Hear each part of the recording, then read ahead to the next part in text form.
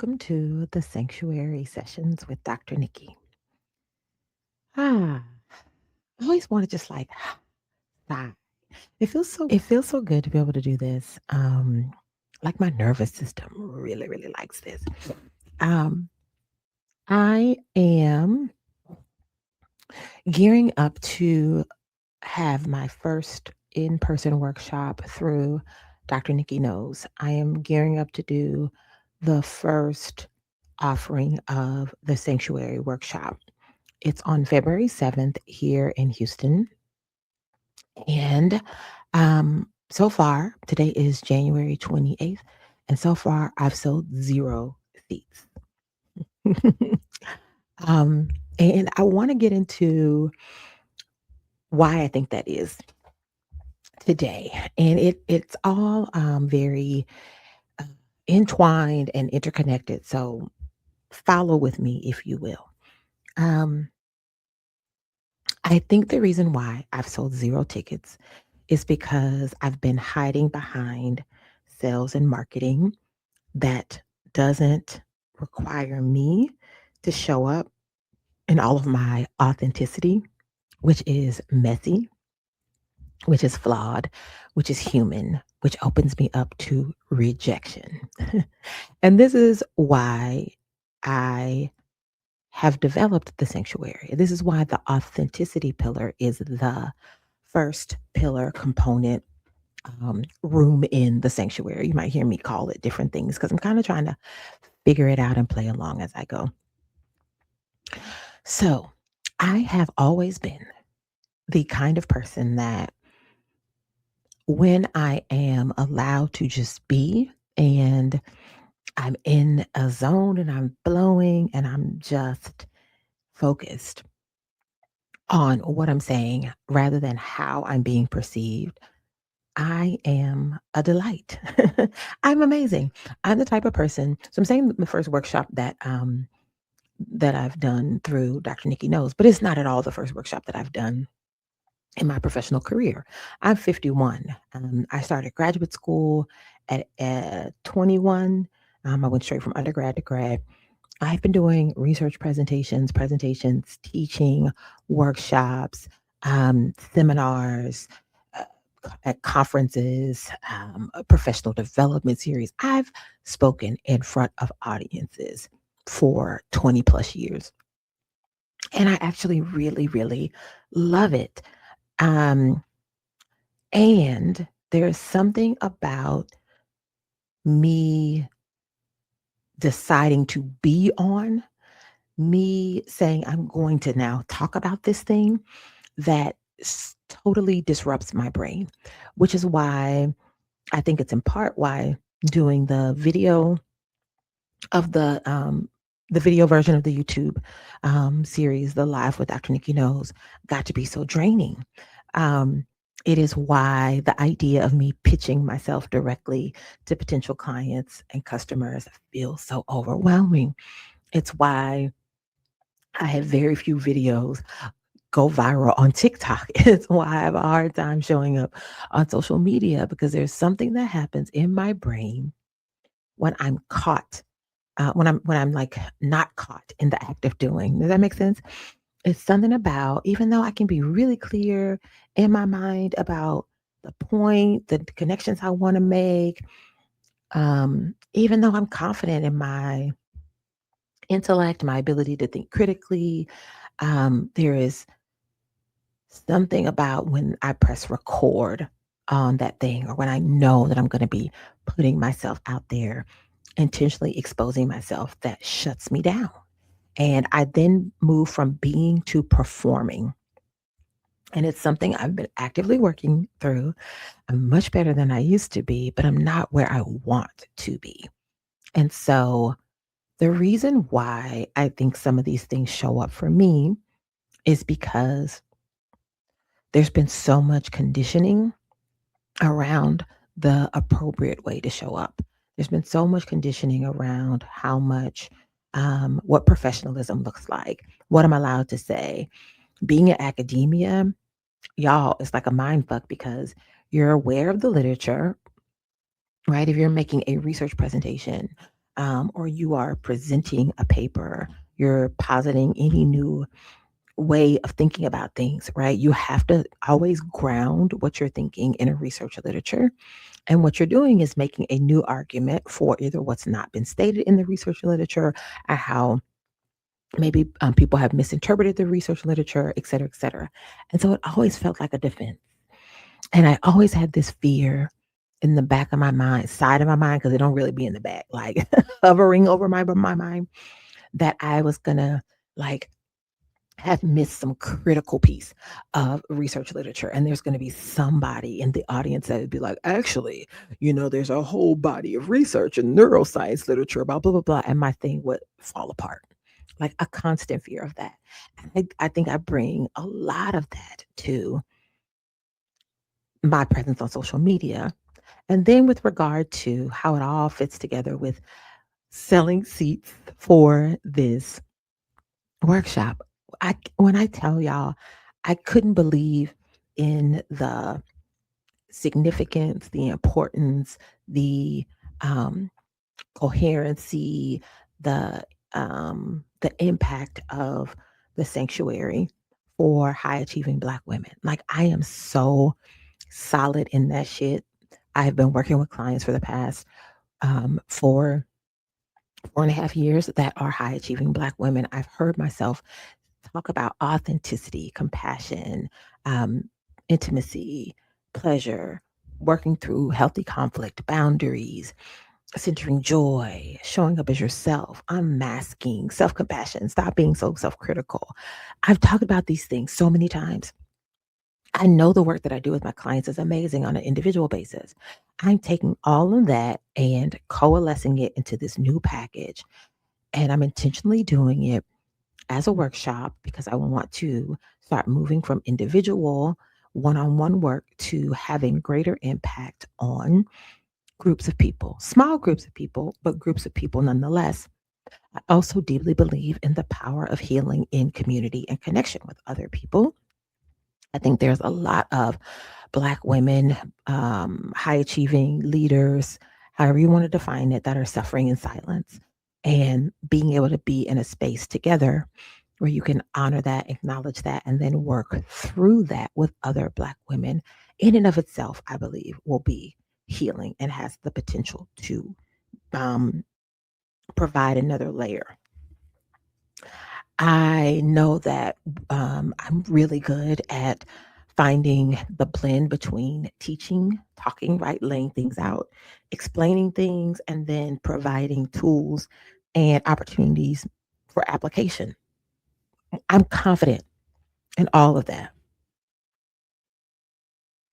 But the notion of me going to someone's DMs and saying, hey, sis, I'm Dr. Nikki. I got this good shit. I think you would benefit from it and pay me money to do it.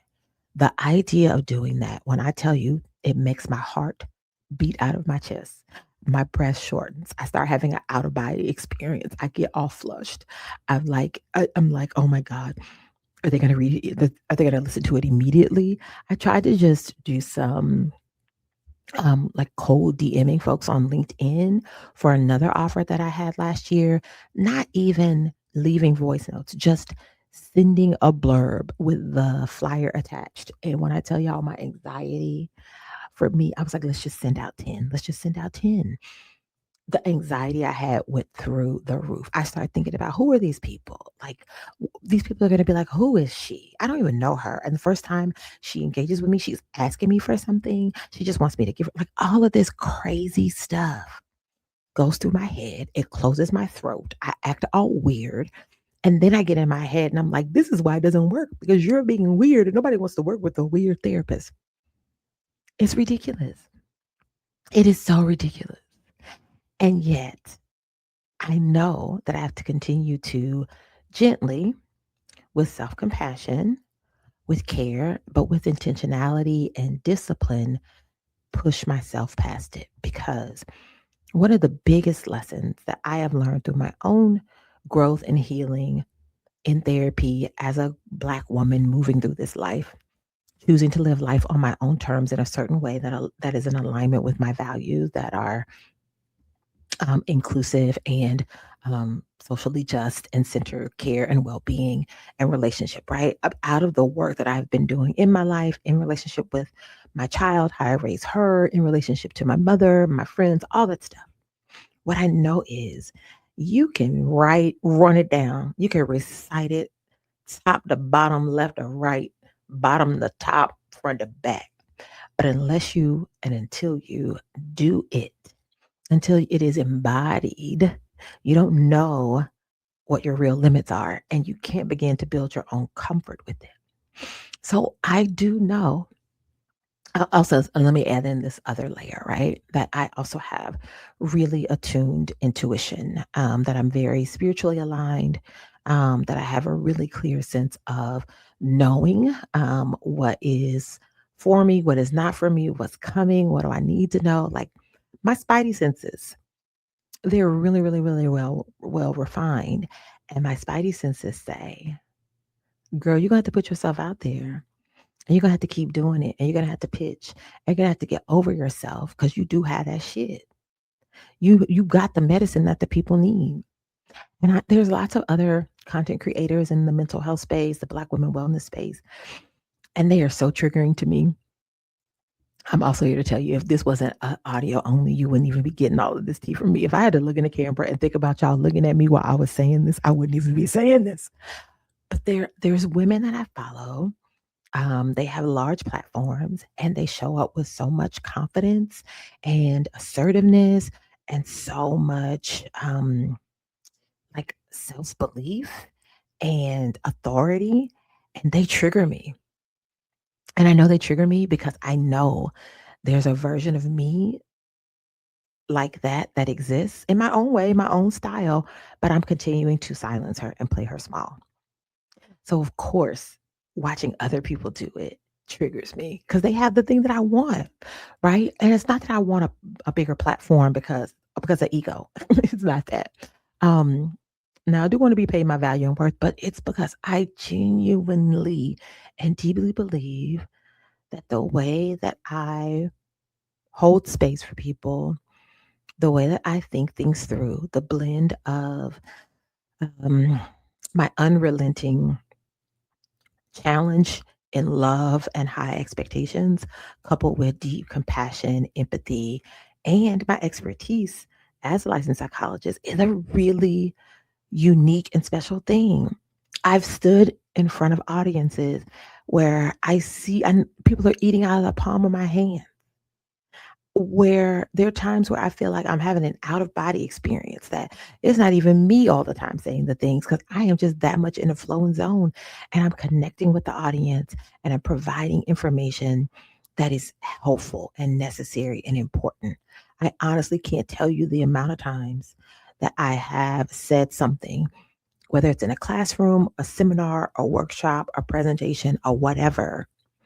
Sometimes, hell, even in my own therapy sessions with clients, and I'll say something and it resonates with people for years, for years. And it's just something that came out of my mouth. I I have never done a presentation. I've never taught a class where I haven't had a line of people afterwards wanting to talk to me. And I share all of that to say because I know I am showing up authentically in those moments.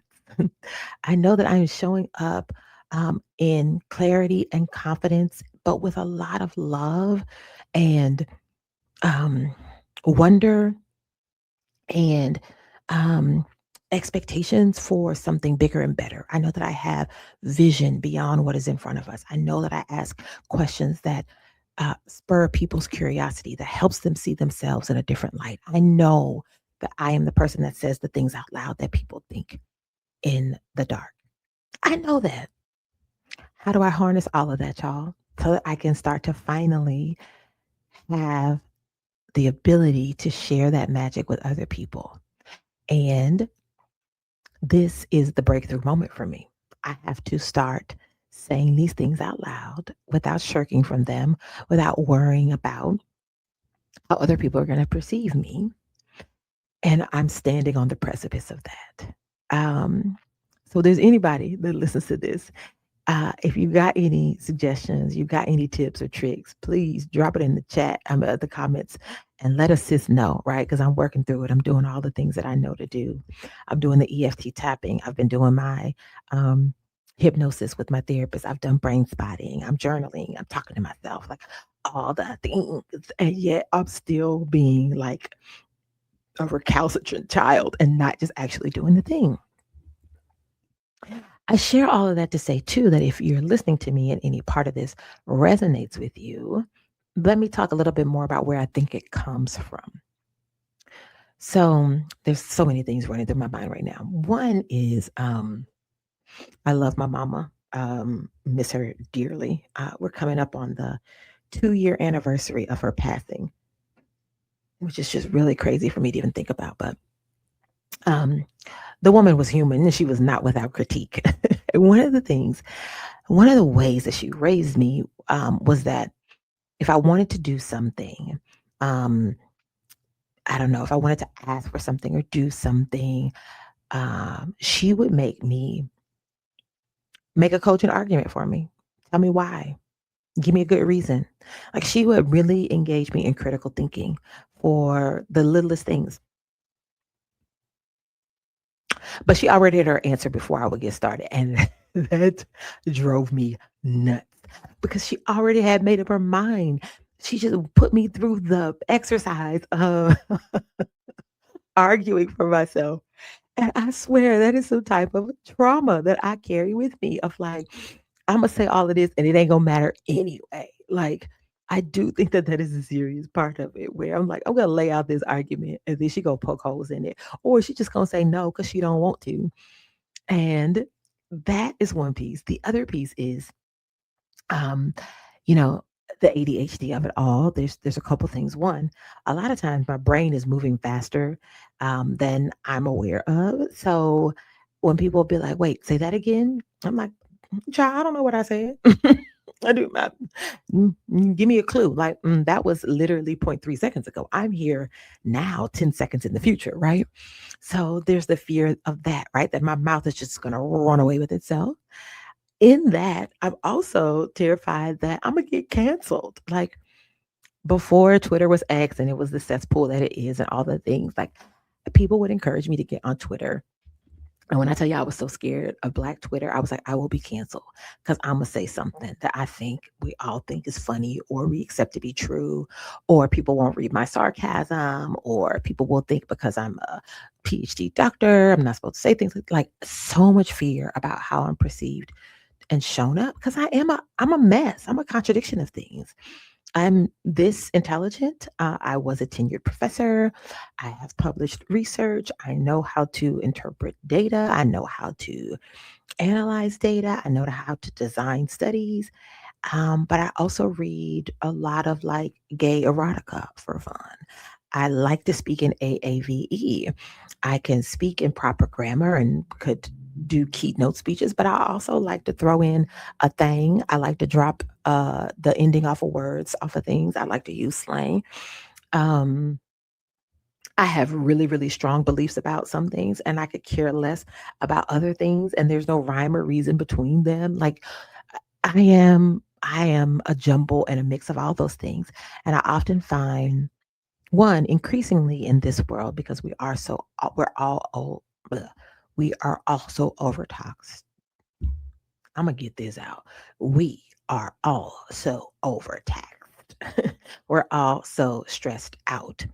We are all moving so quickly that we don't always have the ability to capacity for see the nuance, right? And the stuff that I'm talking about always has nuance. It depends, right? I think there are very few things that are definitive. And so I get in my head about all of that and thinking that it'll be misperceived, that my words will be misconstrued, that I will miss some important piece, that I'm gonna um, like demonstrate some unconscious bias that I have. And I don't want to do that in public. Like I don't want to have that level of failure. And then the other ADHD of it all is the rejection sensitivity. And that is particularly high for me. Like though I hate it. Oh my God, y'all. When I talk about rejection sensitivity, dysphoria, I have that shit on a million.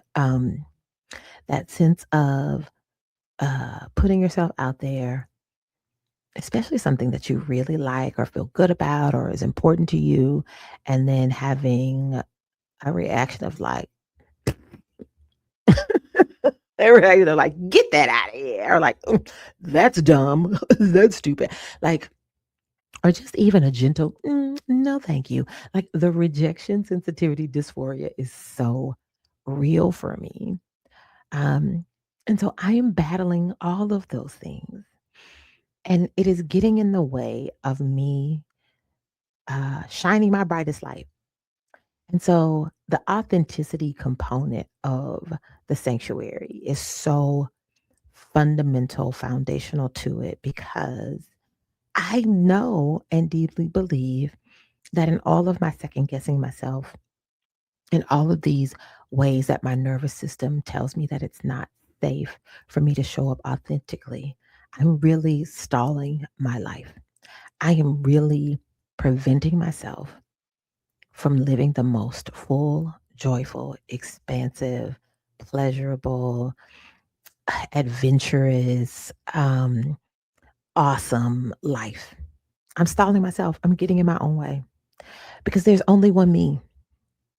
There's only one you. We supposed to have our special sauce. We need each other's individual perspectives and lived experiences. What I have to offer as me, as Dr. Nikki, as this person with all of these experiences that I'm pulling together and all of my complication and messiness, with all of my fragility, all of my faults and flaws, all of my skills and talents is unique. And the world needs it, just like the world needs you. But I'm over here pity patting. I'm over here focusing on the wrong shit. Like I don't know how to take accountability if I mess up. Like I can't accept that what I have to offer might not be right for the person at that time, but maybe later, or might not be the right fit for me.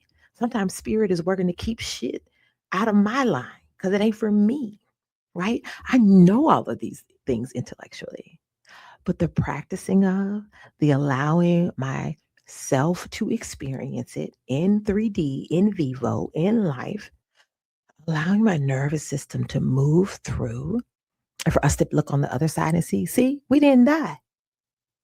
We still alive. We still okay. Maybe we don't have to be so like uptight about it next time, right? Maybe we could try a little bit more. Maybe we can uh, let the world in a little bit more because it actually ended up working out. That's the piece of it. And so I'm going to wrap this up for today. I am going to actually push myself to do the thing that I need to do and put myself out there because I'm tired of living a small life.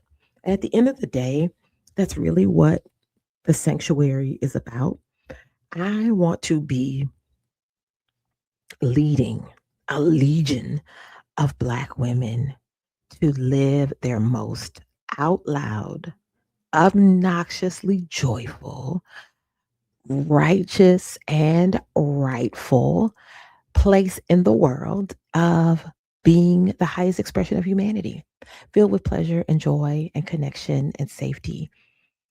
I want to do that. I believe deeply that we are in the midst of an internal revolution in this world. I believe that things are as calamitous and terrifying and harsh and inhumane in this moment because we are collectively being called to decide whether we are going to let that force win or whether we are going to dig our heels in and quadruple down on our humanity. And when I say I believe that Black women are the highest expression of humanity, is not a tagline, it's not bullshit. I deeply believe that. And I also deeply believe and know through my lived experience in therapeutic relationships with high achieving Black women that y'all ain't even seen the best of us yet. Sit with that. The world has not even, the world that we live in, the entire world that we have known, that our mothers have known, if you've been blessed enough to have your grandmother in your life, I firmly believe that this version, this moment in time that those collective generations live in, that your daughters are in, they have not seen, we have not seen the best of Black women yet. And I really want to be in the shit when we start to do that for ourselves. Because we know deeply when we do it for ourselves, we actually remake the entire world over. And I deeply believe the sanctuary in honoring authenticity, in focusing on self compassion, in leaning into interrelationship and intimacy and connection, and centering joy and pleasure is the way that we get us to living our highest expression of ourselves. I believe that. And so, if I'm going to ask you to do that work, if I'm going to stand 10 toes down on business, as they say, in front of the room and do the workshop and do the work in whatever other iteration I'm led to do as this evolves, then I have to be willing to do it myself. I have to be willing to lead as the lived embodiment and not just a girl, a woman uh, talking about shit. I gotta do it. So I'm holding myself accountable that the next time I get back on this mic, I will tell you how many people I have reached out to pitch myself to. And I mean a verbal, a voice message in a DM. Maybe people that have followed me, maybe people that I just found on the internet and I think would be a good fit for my workshop. I'm going to put myself out there and I'm going to go and print out some paper flyers and I'm going to go to Black owned spaces here in Houston, Texas, and I'm going to put myself out there. I'm going to hate every second of it. I'm sure I will be the most awkward, uncomfortable, heart rate beating out of my chest, but I'm going to do it because I'm so excited to meet the version of me that's on the other side of that. I really, really am. So this is me putting myself out there so I can hold myself accountable so you all can hold me accountable. All right, y'all. Thank you so much for joining me in this week's sanctuary sessions. I hope you all have a lovely rest of the day, the night, wherever you are when you're listening to this. Drop anything that resonated with you in the comments below. Just drop the word authenticity. And as always, be a friend, tell a friend, subscribe, like, and share. I really would absolutely love your support. Peace.